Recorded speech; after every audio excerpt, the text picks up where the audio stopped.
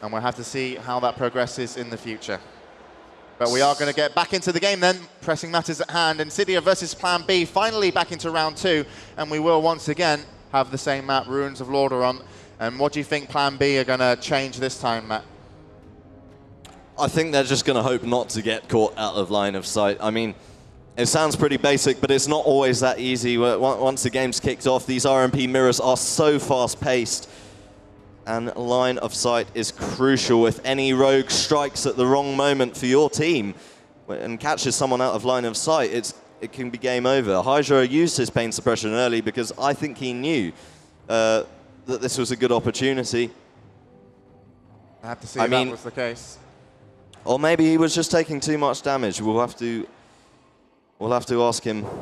Well, he could have eventually helped with the nuke as well. I mean, pain suppression up. He did have some damage potentially coming on him, so maybe a preemptive, maybe not needed, but still. That's a great thing about pain suppression. On the priest. Yeah, certainly not. You can use it aggressively, but the players are going to rush in. Sayore spamming those AoEs, as well as Alec for Plan B. Fear's coming in. And we actually have both the rogues sat back defensively here, not involved in the fight. Each of them looking to let the other one open and then potentially get on the back. And we've currently found Kajin, who was actually very close to Calamis there. Calamis, though, still sits behind his team. And in the center, you're going to be noticing just a lot of polys, a lot of kind of control going on until they can get someone in a position where the rogues want to attack. And it does look like that Calamis has found what he wants to open up onto. It was going to be Kajin, and he goes straight onto the back of him. Put, though, into a poly, he is going to be brought out of that, and there is going to be a fear from Hydra onto the whole team. And actually, an ice block on and off from Alec will get him back into the fight. But Alec has been taking about 3 polys now, so he's going to be immune to actually play his game.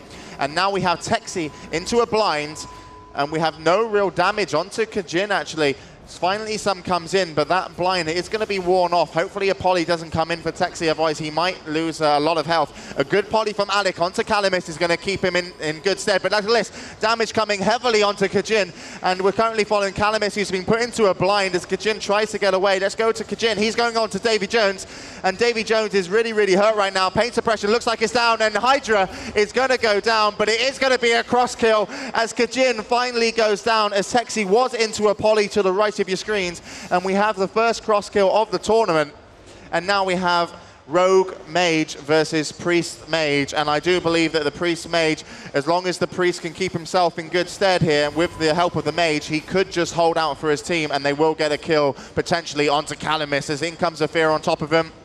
We will have an ice block, and Calamis goes down, and Plan B managing to control Calamis in those final moments when Kajin was at such low health, got them the kill onto Hydra that they needed. He obviously used pain suppression earlier in the match and didn't have it when he needed. We have him a hope hit just to get a little bit of mana back onto Texi just to make sure. And I don't think Flynn's going to be able to pull out a orange marmalade.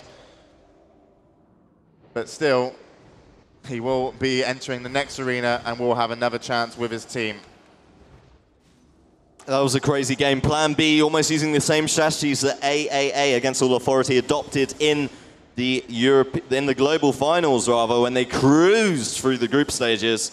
Just going all out on that priest in the early stages with the mage using most of his sheeps onto the road. Calamis was under so much control there. He managed to force a pain suppression onto Kane's, but you know, Ensidia forced to use their pain suppression earlier. They almost got Kane's down, but the control on Calamis was too much. Hydra unable to get any dispels off in the very last stages of the game because he was under so much pressure.